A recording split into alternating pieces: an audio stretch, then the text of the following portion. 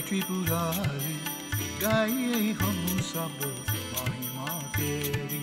Jai Vireshwar, Jai Tripurari, Gaye hum sab mahima teri. Jai ho, Vivekananda, Gunj Jai mahima. Te Dhyan Yoga Nugata Apasyan, Devatma Shakti Swagunayar Nagudam. Yaha Karanani Nikilani Tani Kalatma Yuktanya Adidishtat Yekaha. Practicing the yoga of meditation, the ancient seers perceived the divine being existing in everything, everywhere, who, though ever one, was nevertheless veiled by its modes of name and form in nature, and who had been earlier inconceivable due to the limitations of their own intellects. Om peace, peace, peace. Om Sahana, Om Sahana Vavatu Sahanau Bhunaktu Saha Viryam Karavo Vahai Tejasvi Navaditamastu Ma Vidvesho Vahai. Om Shanti Shanti Shanti. May Brahman, the reality, protect us. May Brahman sustain us. May Brahman illumine our thinking process. May we not find fault with each other, with the world, or with the teachings. And may what we study be a source of inspiration to us eternally. Om peace, peace, peace. May peace be unto us, and may peace be unto all. Om Hari Om.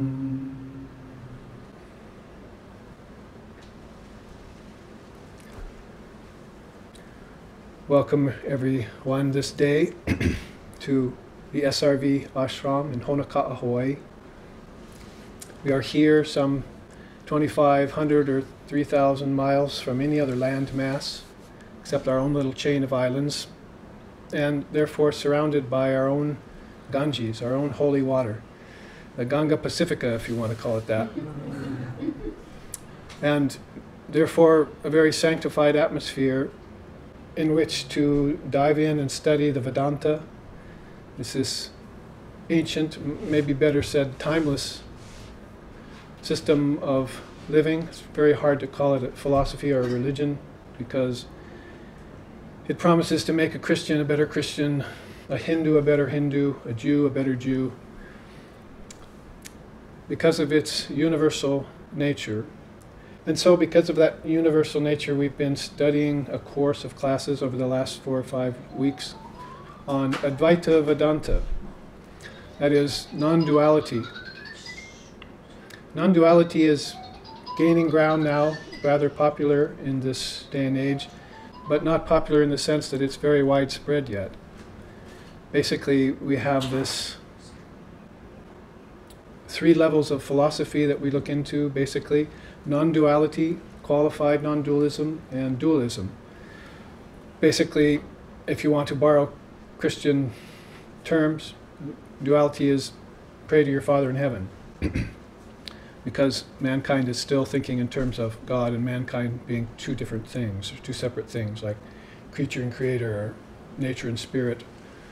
But Maya Matra Midam Dvaita Dvaita Paramataha. Those who are thinking in terms of duality or two-ness are still uninformed about the nature of reality, which is always one, indivisible, homogeneous mass of pure conscious awareness. There are many words in Sanskrit for it, like Chitgana, a mass of consciousness. Indivisible, without borders, boundless, ever free, never bound. Brahman, Atman, Chaitanya, described by such names as Samadhi, Nirvana, Kaivalya, found out by such great seers as avatars, saints, Jivan Muktas, Videha Muktas, Avadhutas, and other great beings, through time out of mind. So if you were to say, pray to your Father in heaven, you're thinking in terms of duality. But if you're thinking in terms of a qualified non-dualism, then you would say,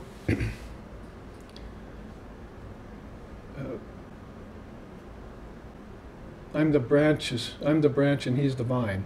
Or if Christ were to say to you, I'm the vine and you're the branches to all people, then those people who are thinking in terms of having a connection with divine reality through the Savior, through the avatar, through the chosen ideal, we call it Ishvara or Ishtam in India, then you're talking about qualified non-dualism. That is, there's a deeper connection.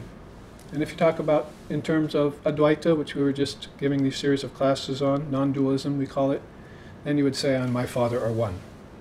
As you see no difference between God and mankind. Mankind is just God walking around on two legs, is how Vivekananda said it when he was among us in the late 1800s, early 1900s. So these classes on non-duality have taken us in many interesting directions over the last 4 or 5, 6 weeks.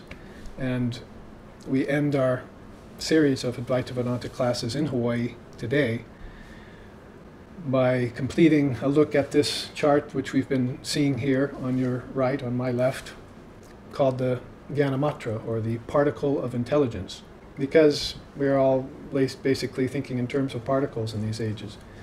Basically, we think in terms of the physical particle, atomic particles. But if we were to go to the kingdom of heaven within us, then we would begin to see where our ancestors live and where they have gone, where they've come from, and also where the celestials or the angels, the angelic beings are, and where the gods and goddesses, whom so many beings are talking about and worshipping in this day and age amongst the various religions of the world. And we'd also be thinking in terms of great beings like saints and sages and where they keep their subtle bodies, where they go after death and how they return. And also what many religions describe as a trinity, in our case Brahma, Vishnu, and Shiva, the gods of projection, sustenance, and withdrawal, or sometimes called creation, preservation, and destruction. All of these 5 levels, which I've just talked about, are actually different levels of particle. And that's where, if we leave off our death grasp on the atomic particle and we begin to follow our intuition, we begin to practice meditation, cut time down, and take space out of the equation, that is outer space, when we begin to see the kingdoms of heaven within us, it's just a matter of time before we can connect to them, sort of like connecting dots inside, or following a trail of breadcrumbs that's been left. You have to proceed slowly at first, but eventually you get the idea, and you begin to have subtle memory of lives that you've lived in the past. That's what this is called. Smriti Bedu, subtle memory. It's a protective coating around the cell wall, you might say. Or you could put it this way, why do so many people forget their past lifetimes? They don't remember where they've come from. That's because of this root ignorance called mula vidya that attends us during life. Some people call it maya. Another tradition calls it samsara. It's basically rounds of birth and death lived in ignorance. Ignorance of what? Ignorance of our true nature as being birthless, timeless, deathless, and beyond cause and effect, karma, outside of the reach of karma or cause and effect. We have to focus in on that one reality. Seek thee first the kingdom of heaven, and all else will be added unto thee, if you want to put it that way. So concentrating on this kingdom of heaven within, which is a birthless, deathless, changeless place, a place of pure spirit, in fact, beyond all particles, we then come to know our true nature, and we're bound to remember it when we're reborn, as the great seers and sages of the world do. For instance, say Dalai Lama is a popular figure, and he's supposed to have lived 14 conscious lifetimes or so as a bodhisattva, that's a realized soul, and come back to earth to help others. So that means there is a memory somewhere back in the subconscious mind, or we call it the subtle body, or the causal body, that has stored all memory of these various lifetimes we've lived. Sri Krishna talks about it in the Bhagavad Gita too. He says to Arjuna, I've lived many lifetimes and I remember all mine, but Arjuna, you've lived many lifetimes too, but you don't remember yours yet. So this is one of the things that is supposed to occur to the meditator as they begin to focus inside on this great light.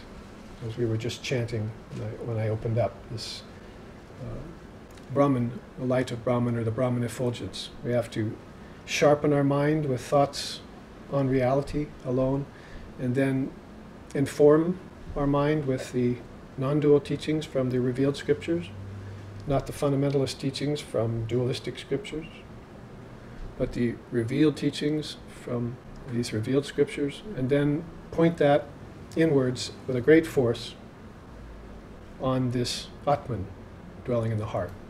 There within the heart,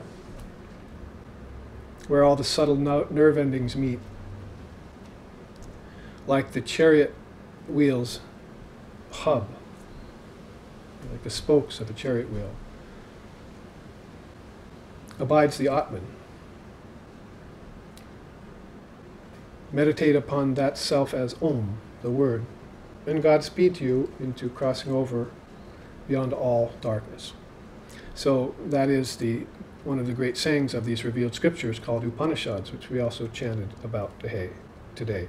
Upanishadam Mahastram, the great sayings of the Upanishads, or the revealed scriptures, which the West hasn't really encountered en masse yet. Only a few of us have looked into these great non-dual scriptures. So this word for causal memory is vacant, is missing in our tradition. We don't have a word in English really for it. So Smriti Bedu, you'd have to look into the ancient Sanskrit in order to be informed that you have deep within you a memory of many lifetimes that you've lived, and you will come upon them like that trail of breadcrumbs when you begin to meditate and look within you. So that's one of the facets of this wisdom particle that we've been studying. We started out right at the beginning 5 or 6 weeks ago with that teaching on subtle and causal memory. For all of you who are maybe new to the Vedanta, we're usually thinking in terms of triputtis, or triple teachings. For instance, there's an outer world, an inner world, and a transcendent world.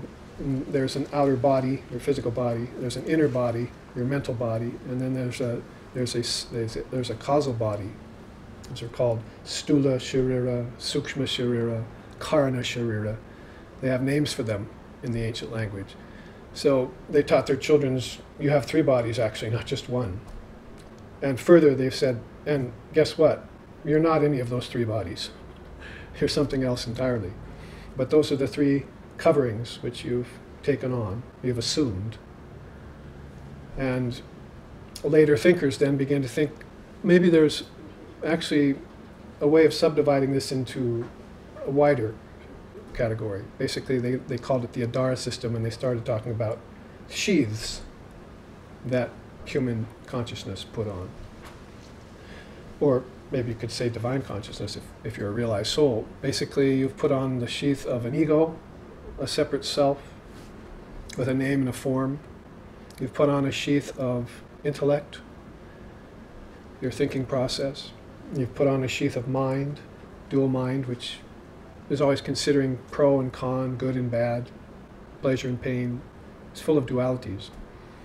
Then you put on a sheath of energy, prana. Man does not live by bread alone. So there's another energy we live by that isn't just from food. It's causing me to speak, it's causing you to hear. It's carrying our thoughts in meditation. It's carrying our thoughts after the time of death to another body, to our subtle body. It takes our body, our consciousness into deep sleep tonight. It's prana, it's called. In Hawaii, we call it mana. And there are names for it in other traditions, but unfortunately in our Western materialistic tradition, we don't think in terms of it. We just think in terms of material cause. We don't think in terms of a remote cause or a primal cause, something that caused all of this. So this sheath of prana is the fourth sheath you've taken on, and then the fifth sheath you've taken on is called annamaya kosha. Anna means food. So it's a sheath of food. It's your gross body. So this is what the young child learned when they were growing up in India in ancient times, probably before the subcontinent was even called India. It was probably back when it was called Bharat, the eternal land. And it had a religion called Sanatana Dharma, the eternal religion.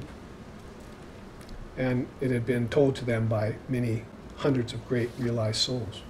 And even parents were realized souls then. They had learned from their teachers to how to explain the cause and effect relationship of the universe, and also to take the mind beyond the universe into a state of non-duality, into a state of samadhi, or beatific vision, or satori. There are other words for it in different traditions. Coming out of this non-dual state, or what Christ described as if thine eye be single, coming out of that non-dual state, then you would take on these two eyes and these two ears and so forth, and you would assume duality, and in that process you would assume your different sheaths. And you give them up again at night. So they're really not thinking in terms of birth and death, you see. They're thinking in terms of projection and withdrawal. And everything that happens in between projection and withdrawal is sustenance, is how to sustain. How to keep sustained your spiritual life, for instance, because your spiritual life is what holds these truths. If you let your spiritual life go, then these truths go, and you're not going to remember them when you come back into the body next time. So that means you have to spend a lifetime concentrating on these truths, on thoughts of reality alone, we just chanted.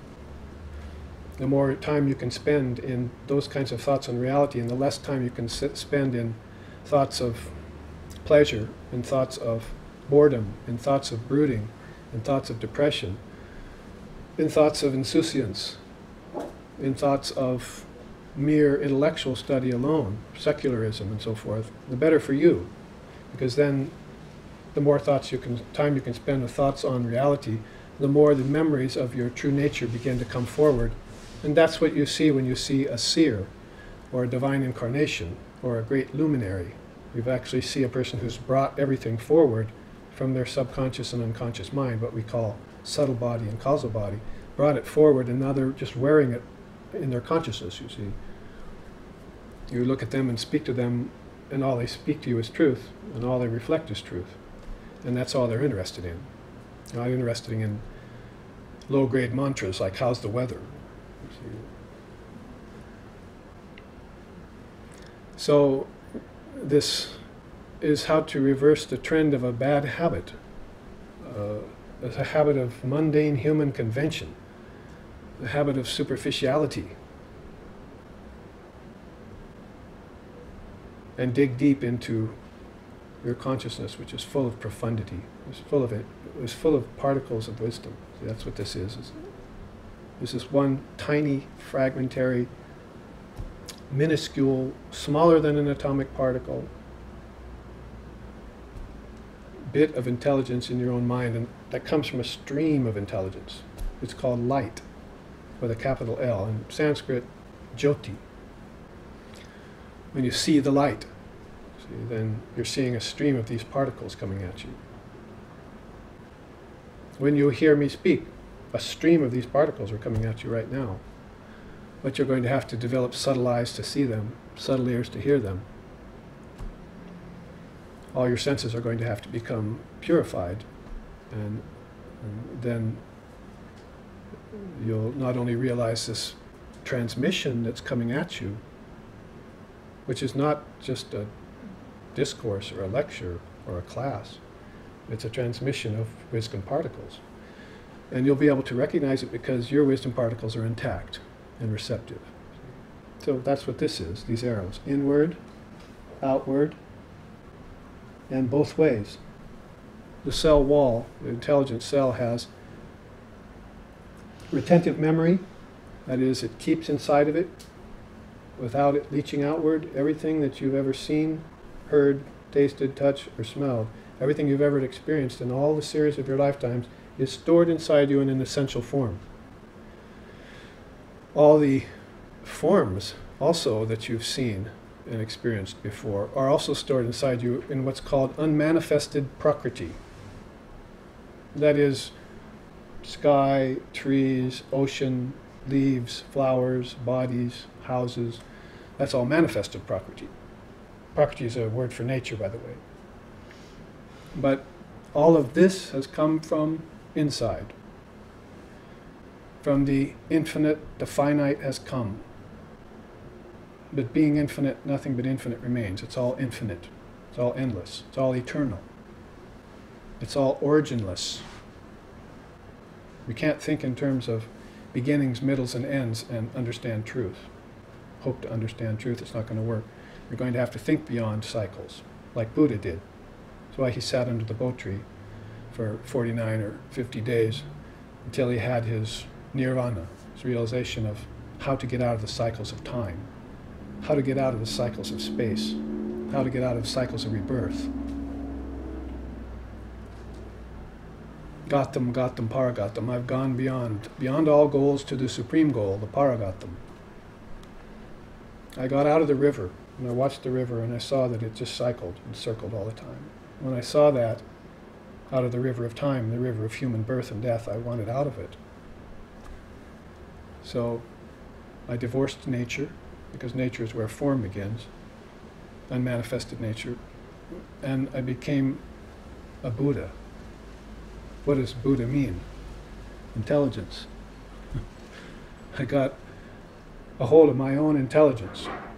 I found the own stream of my own intelligent particle, and I merged in it. And I merged that into Brahman, into Buddha nature, in his case, is how he would say it. So everything that's outgoing senses, outgoing sight, outgoing sound, outgoing taste, you're to grab a hold of that, turn it, concentrate it, and put it inside of you. Turn it inside, and then you'll find these wisdom realms. We was going to call them worlds, but when we say worlds in English, we think outward planets. See? But these aren't outer worlds, these are inner worlds, so you have to use words like loka, these inner realms. See? Or akasha. Akasha means space, an inner space. We don't have words that are equivalent to that in English. So we have to look at the meanings of these profound ancient words, through which a whole cross-section of an entire subcontinent got illumined. It's a language that people got illumined by using it. They used it for illumination, not for making money, which is basically what we use language for, bottom line, to make money. So a thoroughly unmaterialistic culture with its aim completely on the spiritual side of existence, or you could say on existence itself with a capital E. You could argue for centuries, as Europe and American philosophers have done, whether or not God exists. But if you looked into ancient India, you'd find out that they never had that argument. They started out on the premise that God is existence. It's not whether or not God exists. You're missing the point when you ask the question. It's that you're missing God by overlooking the truth of existence. Everyone says, I am. Nobody says, I'm not. So with every breath we affirm the nature of existence, and therefore we affirm the existence of God, or Brahman, or Yahweh, or Buddha nature, or Allah, however you want to speak it. There are words for that divine reality, as careful as they are in applying them. So both inward going and also pervasive. The intelligent cell has a vyapakatma characteristic. That is, it pervades everything. It doesn't just emanate out, and it doesn't just retreat inwards. It has an emanation. It's all pervasive in both ways. It goes both inward and outward. It pervades the entire periphery of consciousness. It is consciousness with a capital C. That's the word Chaitanya.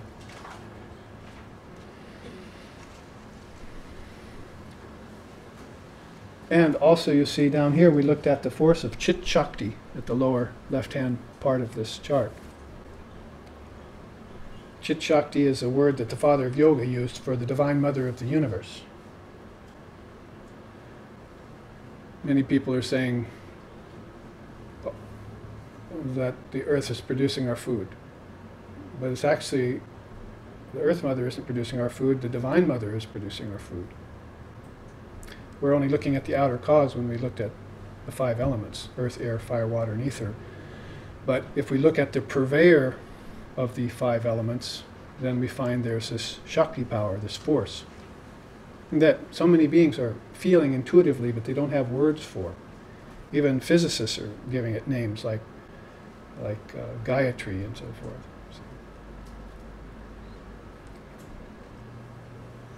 An ancient name in India for Divine Mother, Gaia. So this Divine Mother is the ultimate cause of everything. And emanates forth,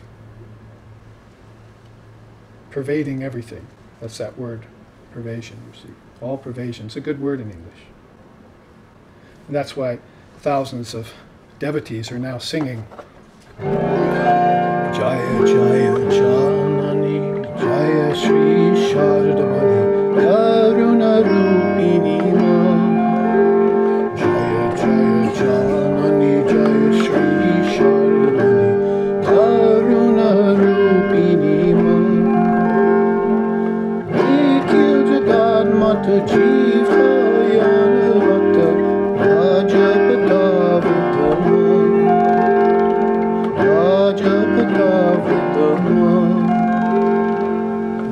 Lajapatavritama means the subtlemost, so modest, so retiring, so hidden.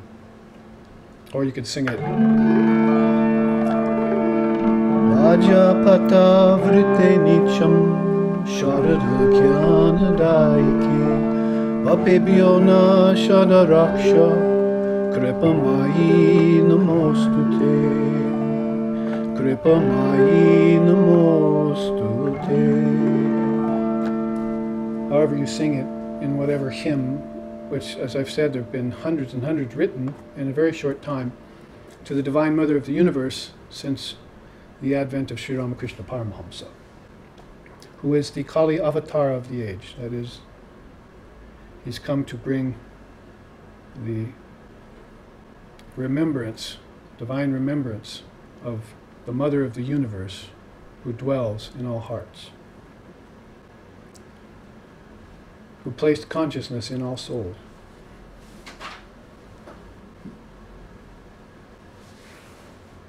And so the purveyor, the proprietress of all these streams, countless streams of consciousness,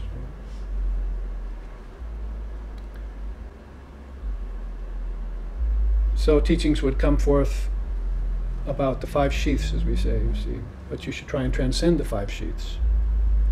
You've taken on these coverings, these veils. Imagine, in India you say there are some 5 different kleshas or obstacles to realization of yourself. The first would be ignorance of your true nature. It's called the first hell. Second would be egotism, thinking yourself to be a separate self. I and my father are two, if you want to put it that way. Or I and my father are different. The third is attachment to unreal things. The fourth is aversion. And the fifth is clinging to life. Or sometimes you could call it fear of death. So if you've come to this 5th and lowest hell called fear of death, then you've fallen so low, you can't fall any lower. Fear of death is the lowest of all hells to fall into. So what they're saying here is that if you believe yourself to be a body that is born and that lives and that dies, then you're basically in hell. That's how they would interpret the word hell. They call it patala, the lower sunken ground it's called. Atala means sunken ground. So if you're attached to your material body, then that's the predicament that mankind finds himself in. And for lifetime after lifetime, that creates a web of samsara, a cycle that rolls on and on. Samsara pragbara, it's a flow of souls. It's not a flow of intelligent enlightenment. It's a flow of rebirth and death and ignorance, again and again. So the time to wake up is now. O mind, awaken, you must, you must. This is a famous song in India. O mind, awaken, you must, you must. Do your studies, because any student that doesn't study is spanked soundly and put to bed without supper. So do your studies means start attending upon this divine wisdom. It's here for us now. Swami Vivekananda, Sri Ramakrishna's direct disciple, brought it to us in 1893 at the Parliament of Religions in Chicago. It was put on by the Christians, but the Christians had some surprises in store for them when they asked some luminaries from the ancient East to come over. Not that Christ wasn't from the East. The sun rises in the East, but it sets in the West. See? So here these teachings have come upon us. It's time for us to imbibe them and rejuvenate ourselves.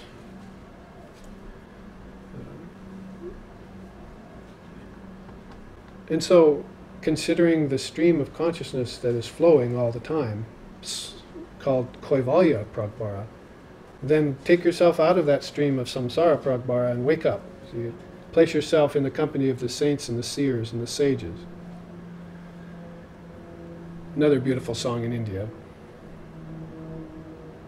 Oh, when will I have the company of Jesus, Moses, Gauranga, Muhammad? When will I dance and sing in company with these great souls?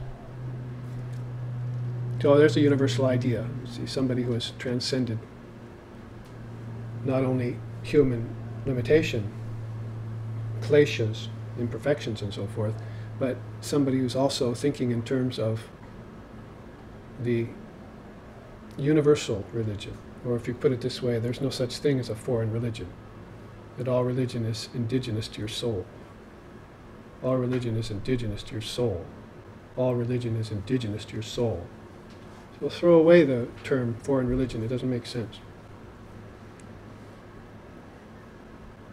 One consciousness, one heart. There must be one religion too.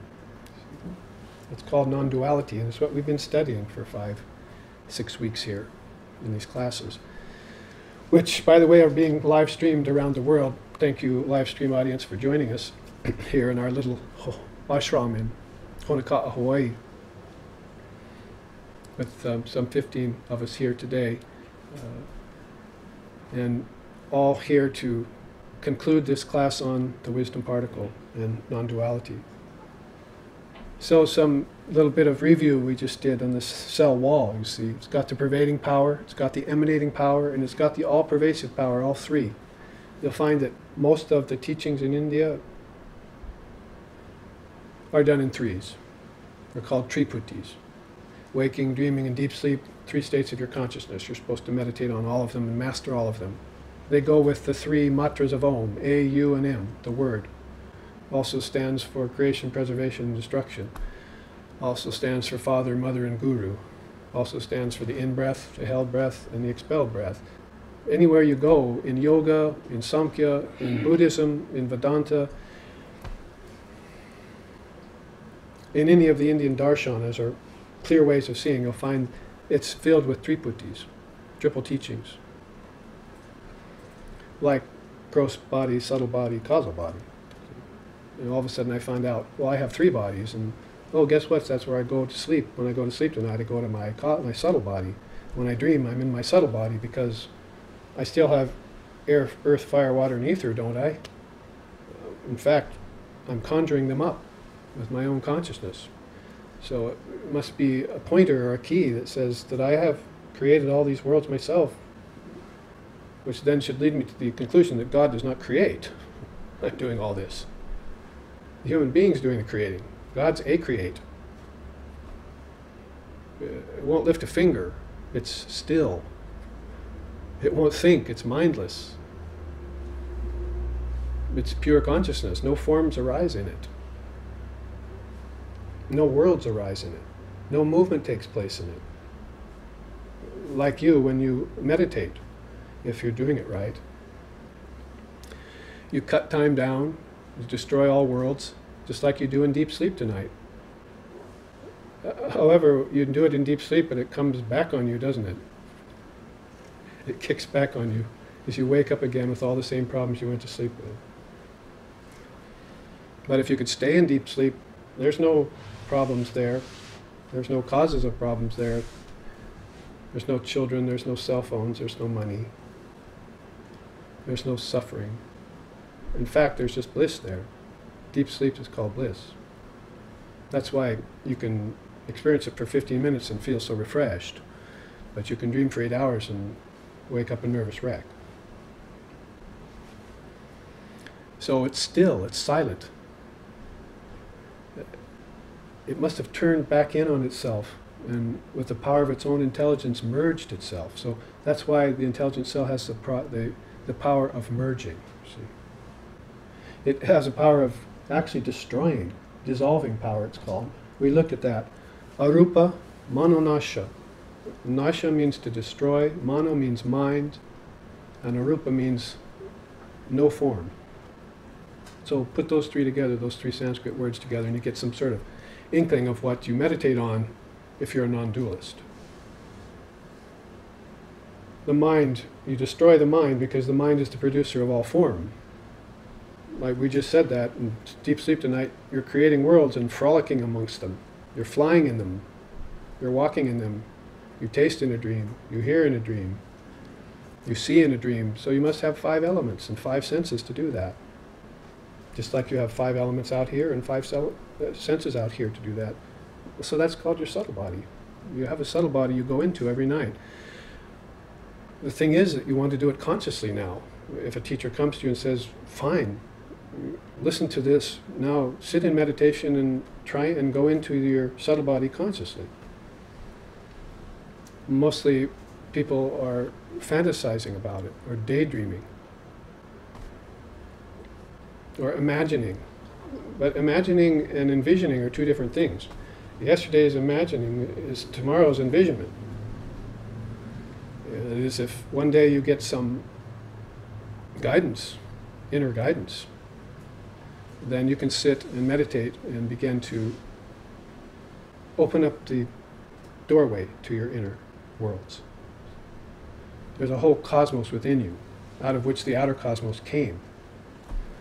But we haven't made the connections yet, so that's why we're going to connect water to taste, earth to smell, sun to sight, right? Air to touch, and hearing to ether. Now, if we've connected the 5 elements to our 5 senses, we have the grounds for yoga. Yoga means union. So without these connections, we're living a fragmented life. We don't know ourselves. We don't know why we're here. We don't know where we're going. We don't know where we came from. And so about as profound as a culture can be is to say, who am I? You see? But before they get to such a profound question, they're asking questions like, where have we come from? Well, you've come along subtle nerves. Hundreds and thousands of subtle nerves that are a part of your subtle body. And you leave your body and go into your subtle body tonight through those same subtle nerves. Do you think there's a human being walking around with enough nerves and blood vessels to reach to New York? Is not some symbol for divinity? Your own body is a symbol for divinity. You look in the mirror, you're looking at God in manifested form. So if everything is moving by the prana, the life force, which is not by bread alone, and everyone's moving about, everyone's breathing, everyone's blinking their eyes without knowing it, and all of that energy is going on outside, then where do you think you go after you die? Where do you think you go when you go to sleep tonight? Into those subtle nerves. They're not ones you can dissect and see. because your subtle body isn't something you can see either. Nobody can see the mind. You can see the brain, but the brain isn't the mind. The mind has to do with consciousness. The mind is the kingdoms of heaven within you. The great mind holds everything. Unmanifested prakriti. All of nature in a potential form is held back in the mind, which is precisely why we don't believe in birth and death in my tradition. Birth and death are illusions. The fifth and lowest hell, as I was saying, you'd fall into if you believed in death. All you believe in is eternal life. This is why Christ told the fisherman along the river, "Come, I'll give you eternal life." There's more here than just boats and fish and nets and wives and children and loaves and wine. You need an inner life. I'll make you fishers of men. So you can imagine a great soul like that looking at us, whether it's along a river or sitting beside the Ganga Pacifica. They look at us and say, there's divinity unawares. Angels unawares. That's the name of one of Vivekananda's poems. He came here to the West and he saw all these marvelous souls, all unaware of their true nature. So, shake them up, O wisdom mother, strip from them this Maya cover.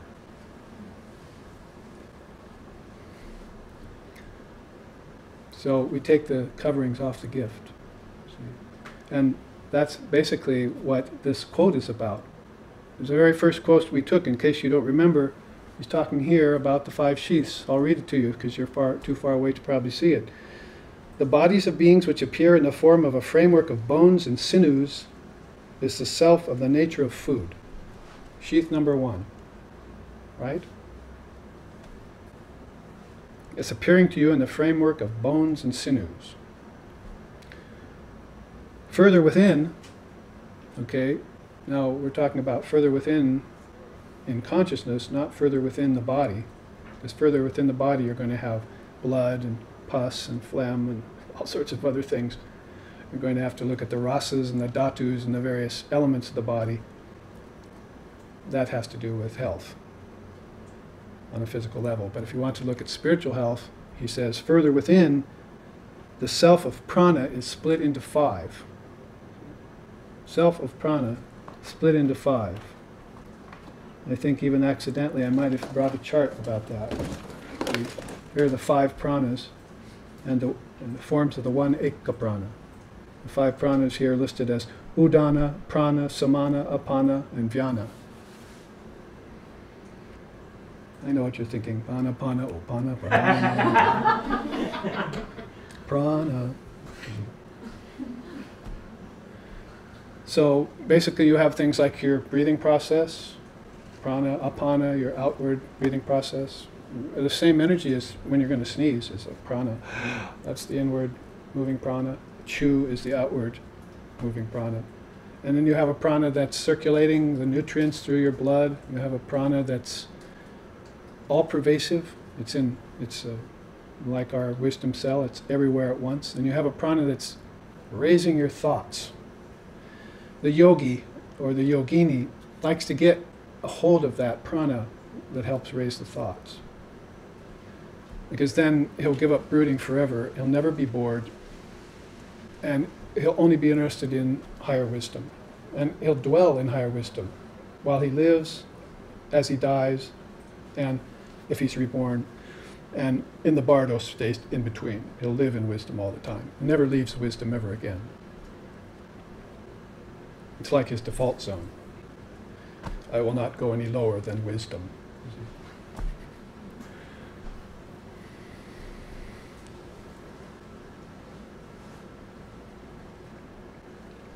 So these 5 pranas are another quintuplication. See, like 5 elements, 5 subtle senses, 5 pranas and so forth. If you add up 4 of them, you get 20, and you add 4-fold mind to it, you get 24, and this is where India got its 24 cosmic principle system. It's called Sankhya, Sankhya Yoga, by the great luminary Lord Kapila. Thank you very much, Lord Kapila. Everyone borrowed from it. Buddhism, Vedanta, yoga, everyone borrowed from it. It was the first seer to do his homework. Categorized the basic principles of the universe, the tattvas, into 24. So when you look into systems like that, you'll see this all-pervasive consciousness at the foundation and this movement of prana throughout. If it's really refined, we tend to call it Shakti, Shakti power. It's of a more sentient and illumined variety. But as it comes down, down, down the ladder, trickle down into the sheaths, as we're talking about here, into these 5 sheaths, then pretty soon it comes the nature of food. Like you said, it comes the nature of body. It's in the form of a framework of bones and sinews first. Then it's in the form of a prana, you see, split into 5 parts. Deeper still, it is the self of the nature of mind. Even deeper than it is the self of the nature of intelligence. And deepest of all leads to the self of the nature of bliss. That's what this says here. Basically, it's just outlined for us, for all of us, the constituents of our non-self. The 5 sheaths are called.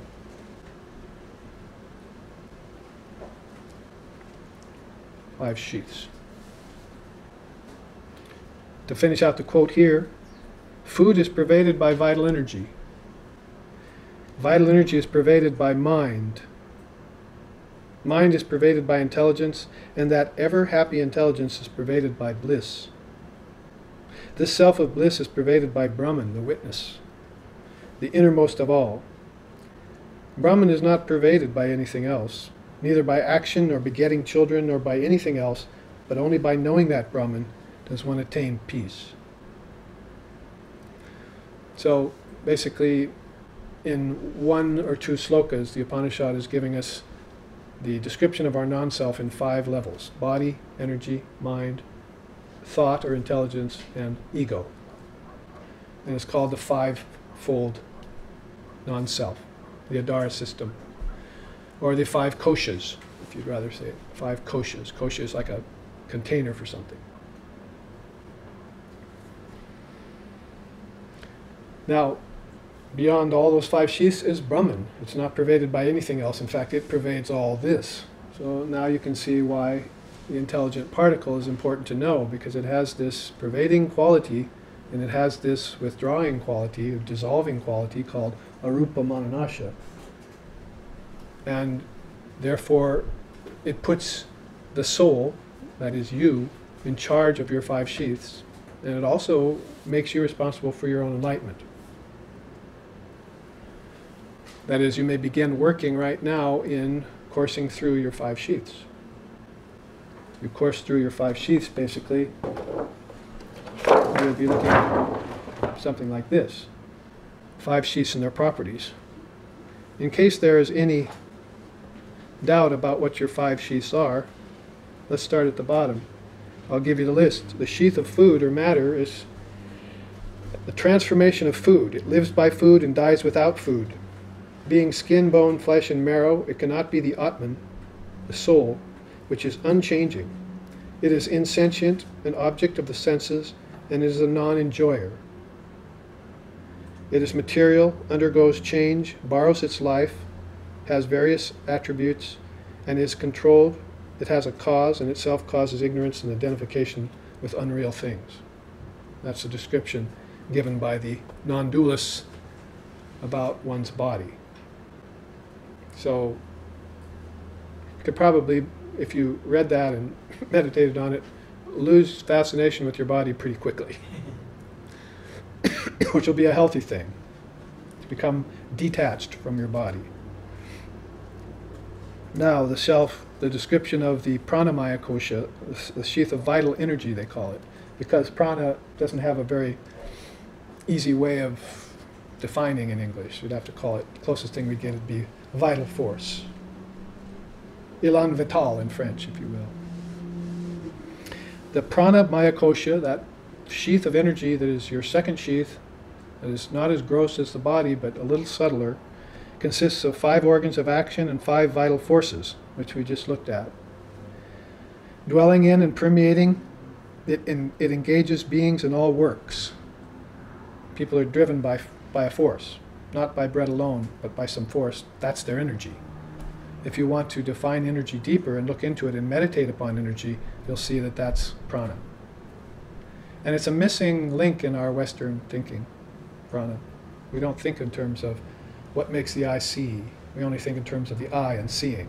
We don't think of what makes the ear hear. We only think of the ear flap, what to pin on it to make ourselves look good, and the fact that I'm hearing. But we don't think of what the power of hearing is. What is it that's causing me to hear? Vibration. You start to trace vibration, you get back to the intelligent particle. What makes the tongue taste, what makes us feel, and so forth. So basically, that's this pranamaya kosha engages beings in all works. Whereas I was saying in a class last week or the week before, you talk about addictions. The greatest of all addictions is this prana. It's more addicting than drugs, more addicting than alcohol, more addicting than foods, any enjoyment you can possibly think of, because it is actually the animating force that's causing people to seek after these things. So if you can control the prana, you can control life. You can control the mind. You can control the senses and the body. So the yogis, when they teach you yoga, and I'm not talking about hatha, when you're learning the 8-limb yoga, the first requisite is get a hold of the prana and control it. I teach these teachings in prisons. So when I go to prisons, I'm talking to some of the inmates. They tell me their stories. You know what I'm thinking, basically. Because they didn't have a hold of the prana, they did this crime. They, just like us, these inmates, most of them. And so they just followed an urge. They weren't able to control, in the moment, something. So they didn't have full control of their prana, so that's why they hit somebody, or murdered somebody, or stole something. And then their life went downhill from there. So getting control of the prana is an extremely important thing for, not only for learning how to be a yogi, it is for gaining enlightenment, but also for keeping your life under control. The prana also here moves like the wind inside and out, so it is not immutable like the Atman. This is an important point because most people think then when they find the prana and they get sort of addicted to the life force, they think they've found God. Because the prana moves inside and out like the wind, and because it waxes and it wanes, it cannot be reality. That's the summation of the seers. It cannot be reality because it moves. And we just discussed Brahman a little while ago, saying it was immovable, it was silent, it was still, it was all pervasive, it doesn't have to move. If you were all pervasive, would you have to go anywhere?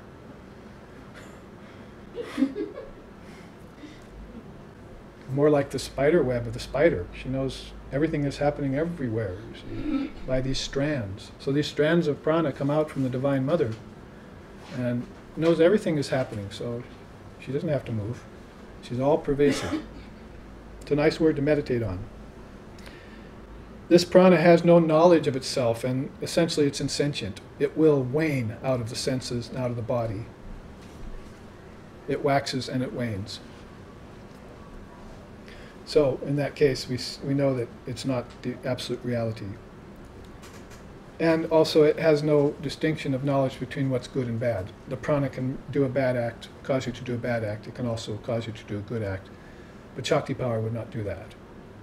A person who is illumined, in possession of the wisdom particle, would not do an adharmic act. It would be against their nature. So what's in keeping with your nature is reality, and that reality is Brahman. The prana doesn't know the distinction between good and bad. So these are the way they describe to make sure you don't mistake the second sheath for reality. Now, how about the mind? For those of us who have gone beyond the body, and it's obvious that the body is born and dies, and it's not the true self, we're looking for something a little bit more eternal and more majestic than just the physical body, then we go to the mind. That is us intellectuals, those of us who think deeper and so forth. We start thinking, well, maybe the mind is reality. Maybe that's the ultimate thing. Well, here's what the Manomaya Kosha, the sheath of the mind, consists of, according to those who have looked at it. They haven't looked at it with an electron microscope either, because it cannot be seen with that. They've looked at it with their third eye, you see, with their mind made single, their eye made single. They looked into the mind, and they said that it consists of the organs of feeling and mind. As when you look for the emotions which are causing you such problem, you won't find them in the heart, you'll find them here in the mind. The seat of the emotions and all the troubles are in the head. It's a very important piece of information to acquire. It infills the other two sheaths and thinks itself separate from the other sheaths. So that is, prana and body, mind infills them, and it would actually inform them. So mind is getting closer to the sentient principle because it's getting closer to intelligence, and of course closer to the intelligent particle, the stream of consciousness. So mind is more light. In fact, you know how they describe it in Vedanta, is that the sun is, Brahman is like the sun, and the mind, intelligence, is like the moon. So the moon is borrowing light from the sun, isn't it? It doesn't have its own light. And therefore they say mind and intelligence is borrowing light from somewhere. Most people don't take the time to find out where. They don't go inside and see, where is the origin of my mind? And where is the origin of my intelligence? Now you see why I would present you with the intelligent particle, because you'd have to get on a ride from the mind and intelligence, and that ride is called getting on the stream of particles that are going inward toward the source. Where is the source? Om, the Word. In the beginning was the Word was with God, and the Word was God. That's how Christ said it when he meditated in Gethsemane and saw it. When Sri Ramakrishna saw it, he said, when I first encountered the Word inside of me, I saw that all worlds were coming out of it and dissolving back into it. And it wasn't taking any time to do this. It didn't take 4,320,000,000 years in order for the worlds to evolve. They were getting evolved and dissolved in the eternal moment all the time. Sort of sounds like what we're doing every day, isn't it? Days pass, weeks pass, months pass, years pass. Nothing changes. Essentially, nothing changes. Everything's getting dissolved and projected every day by 7 billion people now. And you don't think that the ancestors are doing the same in their realm? And the celestials are doing the same in their realm? And the gods and goddesses are doing the same in their realm? These are the kingdoms within you. Your ancestors are within you. You're farthest away from them when they take on a body. That's when the distance happens. As soon as they give up the body, there's no death. They simply merge back into consciousness. That consciousness is you. So it's not just some New Age fancy that we're walking around saying all is one and this kind of thing with these cliches. There's philosophical proof, strong grounds for contemplating these axioms of Advaita Vedanta and coming to understand them and becoming illumined in them, becoming adept at knowing them. This is the purpose of life. Vivekananda put it nicely. He said, knowledge is the highest thing, the second highest thing. It's the first compound out the gate, intelligence. So, worldly knowledge will satisfy you for a little while, but spiritual knowledge will satisfy you for all times. When you hear the truth will set you free. Then that freedom has no boundaries, has no weights on it. But these koshas are specifically the weights that we're dealing with right now. The 5 koshas. Body we've looked at, energy we looked at, and now we're looking at mind. It infills the other 2 sheaths and thinks itself separate. It depends on the 5 senses for its knowledge. Oops. Big mistake. The senses are defective. Why? Because they're outward going. That's why the yogis turn them inside.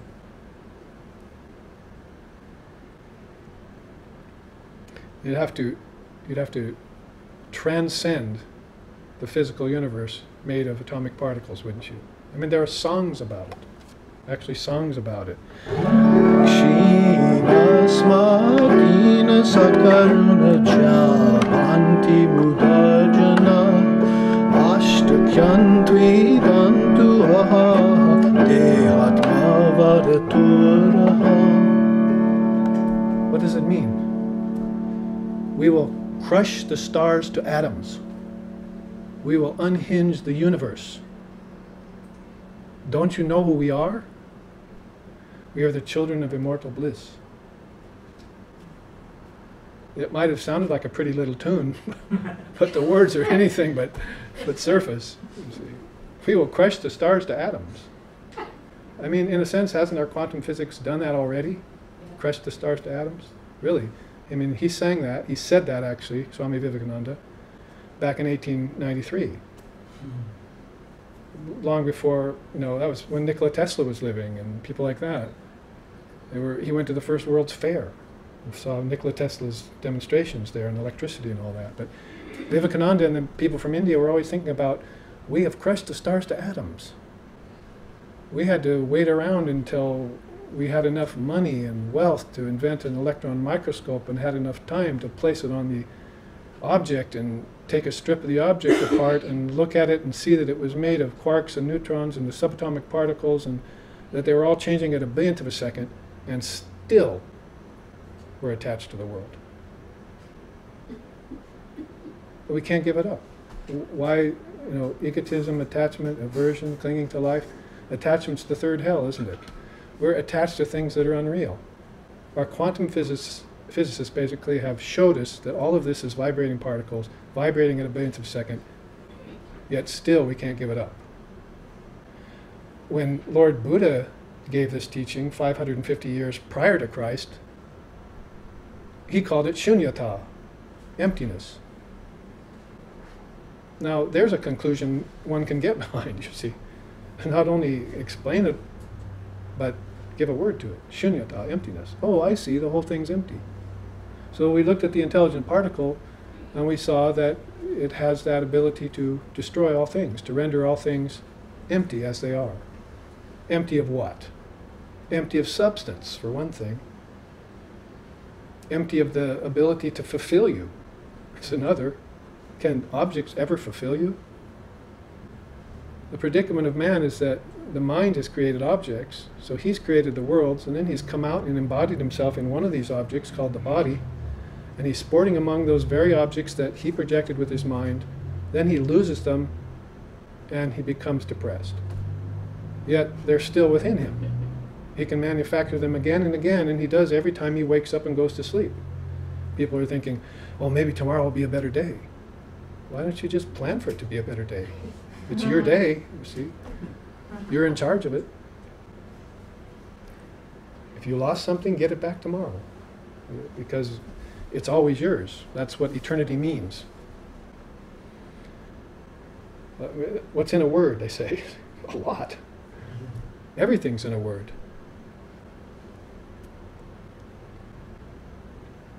So we will crush the stars to atoms, and we will unhinge the universe. That's what you're doing when you're looking at the five sheaths. The universe hinges are body, energy, mind, intellect, and ego. Ego was the first hinge. That was your first mistake, thinking yourself to be separate from God in the first place. That's what ego does. It's the separate eye maker. There is one I, capital I. There is no other. There can be none other. Eye of consciousness. The third eye, if you want to call it that. Different spelling. Yet, look at how many eyes have come out of it. And each one thinking, my watch keeps the only right time. I'm the only real I. My religion's the only real religion. My God is the only real God. My wisdom is the only actual wisdom. This is the doings of the separate eye maker, called ego. He's a rascal. If there were a devil in my tradition, it would be ego.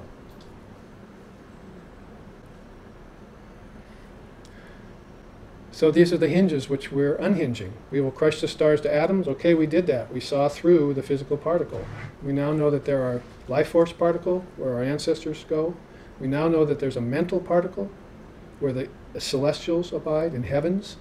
We now know that there's an intellectual particle where the saints and the seers and the sages keep their subtle bodies, and we now know that there's a trinity, you see, an ultimate reality, or the word, Om. And about that time, particles don't make no never mind anymore, you see. The sugar cubes are already dissolved in the tea. No crystals left.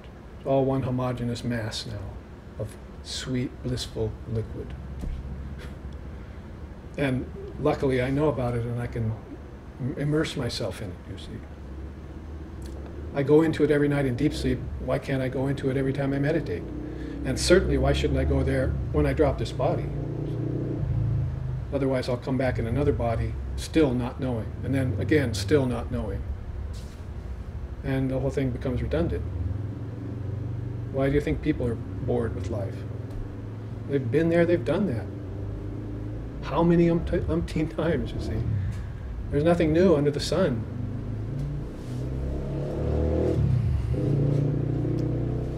That's why Buddha got out of the river of time. That's why he got his nirvana.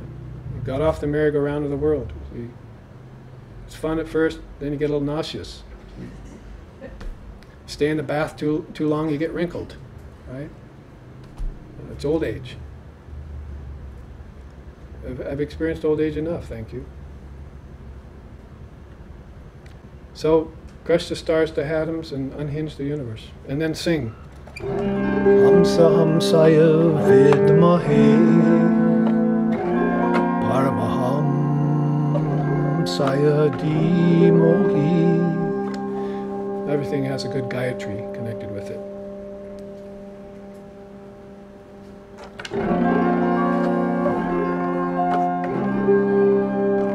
And make sure to say Om afterwards. See? That's the ultimate, Om. It's the unstruck sound. It's the uncaused cause. It's the unseen seer. It's the inactive agent. It hums like 1,000 bumblebees in between the ears from the heart chakra on up.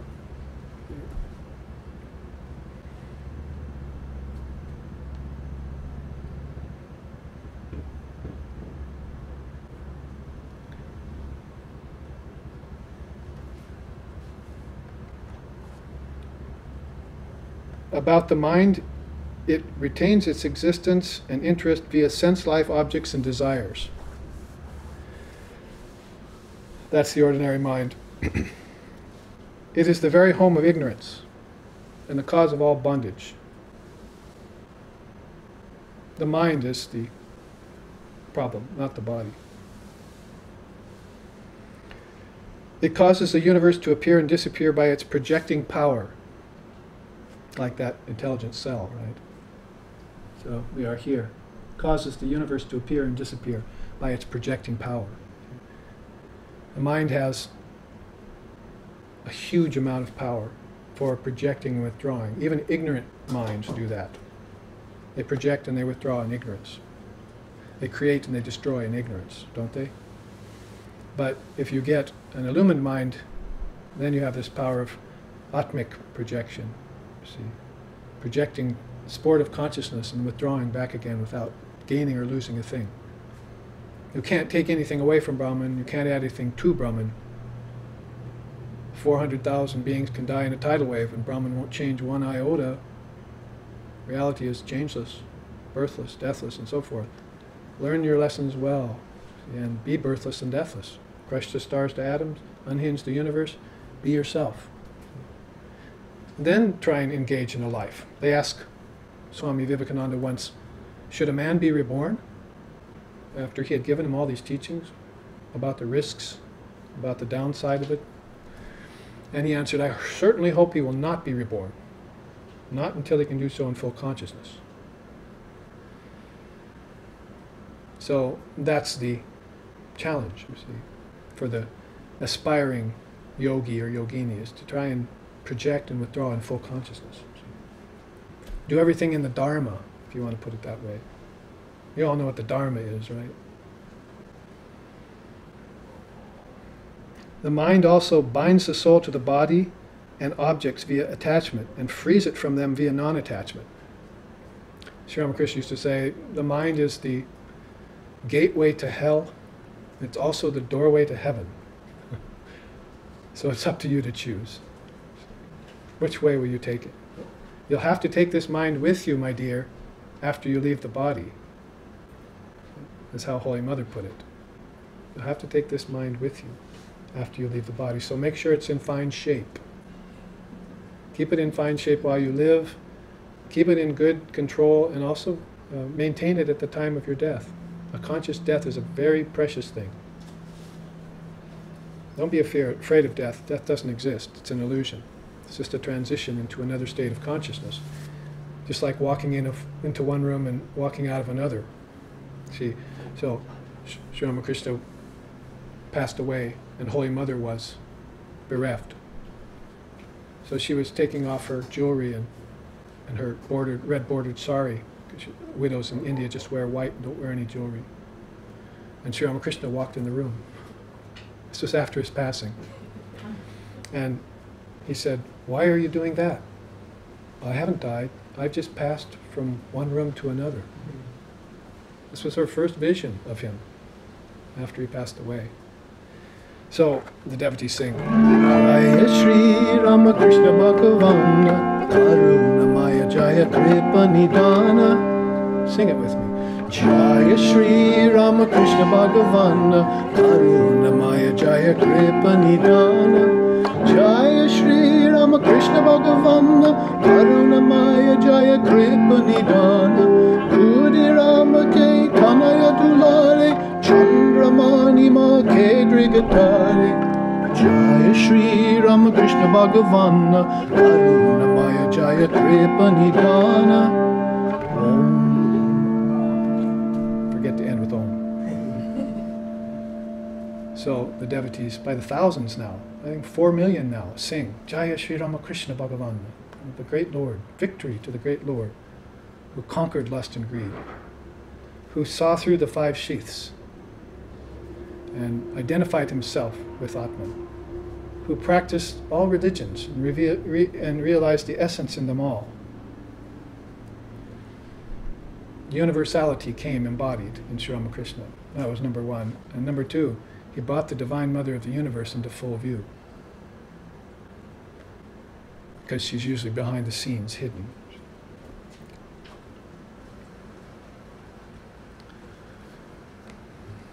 So this mind gets itself purified by resort to discrimination and detachment. Discrimination between the real and the unreal, and detachment from the unreal.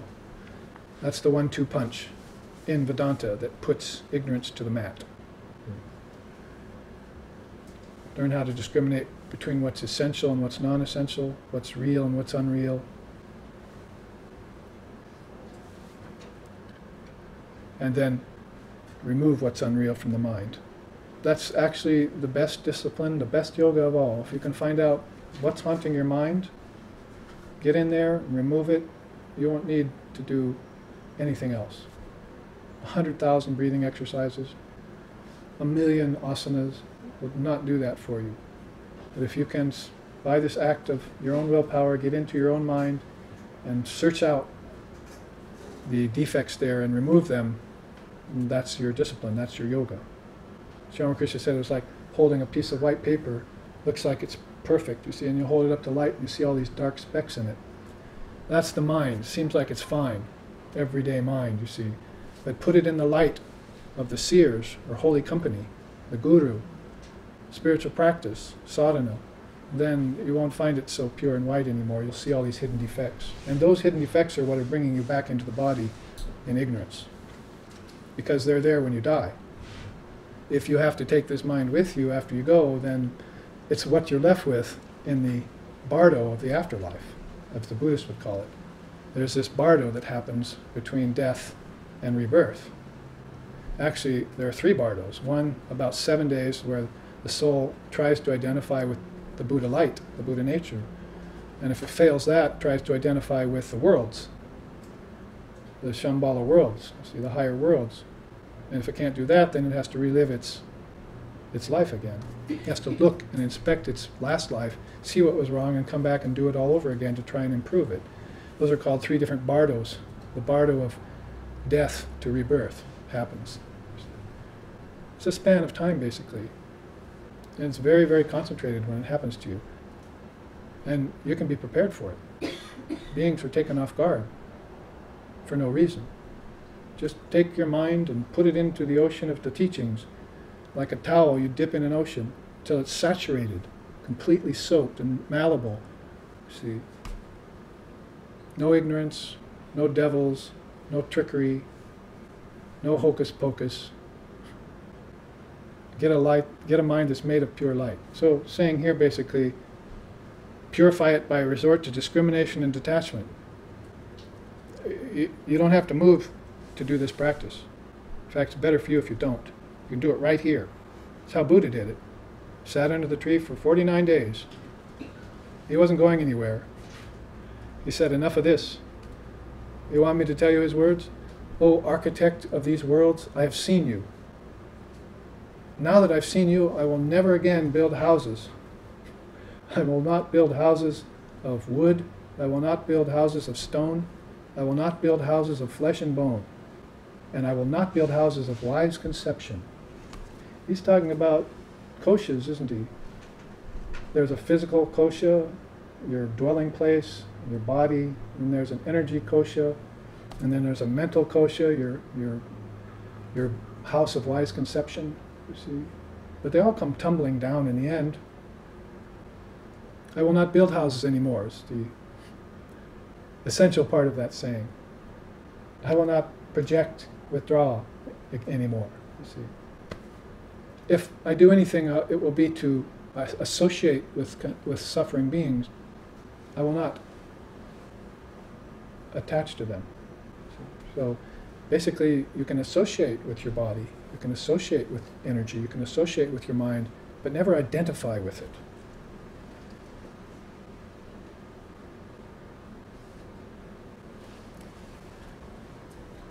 Identify only with your Atman. And definitely then associate with these 5 sheaths, but not with, don't identify with them. So, deludes itself by creating objects, varieties, distinctions, qualities, and the belief in them. That's the mind's game. Finally, it undergoes change, has a beginning and an end, and is not the seer in the end. So basically you have birth, growth, disease, old age, decay, and death. That's called the 6 transformations, the 6 billows. Add hunger and thirst in there and you have Buddhism's 6 billows. Basically, Vedanta says 6 transformations. Birth, growth, disease, old age, decay, and death. So the mind is always engaging in this game, you see. That's what it has to suffer. That's what it has to pay. It's to pay the piper by suffering these 6 transformations. And that's why we know that mind is not the Atman, because of its association with these things.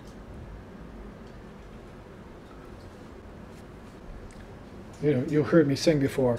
Bhaja Govindam, Bhaja Govindam, Bhaja Govindam, Mudamate, Samprapte Sanihite Kale, Nahi Nahi Rakshati Dukrin Karane.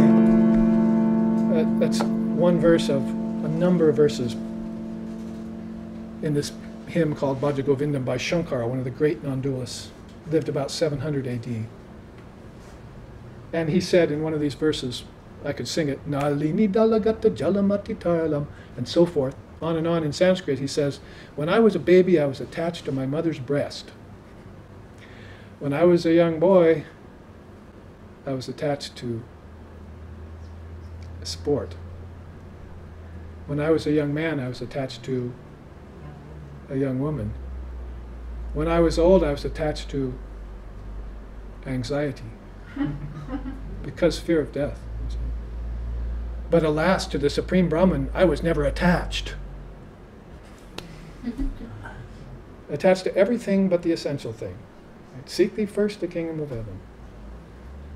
It's the first spiritual law written in stone of religious life, you see. So attach yourself, make your eye single, and you shall know the truth. Attach yourself to reality. And as on your way, inspect these sheaths. Now, after the break, which we'll take now, we will inspect the Vijnanamaya Kosha, the sheath of intelligence, and the Anandamaya Kosha, the sheath of bliss. Thank you all. Now let's take our break. Om Sato, Om Sato Ma Sadgamaya, Tamaso Ma Joytir Gamaya, Mrichor Ma Amritam Gamaya, Abira Bira Mayiti, Rudrayate Dakshinamukam, Denamam Pahinicham, Om Shanti Shanti Shanti. Lead us from darkness to light, from lower truth to higher truth, from the unreal to the real, and from the illusion of death to eternal life. Reach us through and through, O Lord and Mother, with thy sweet and benign presence. Om peace, peace, peace. May peace be unto us, and may peace be unto all. Om Hari Om.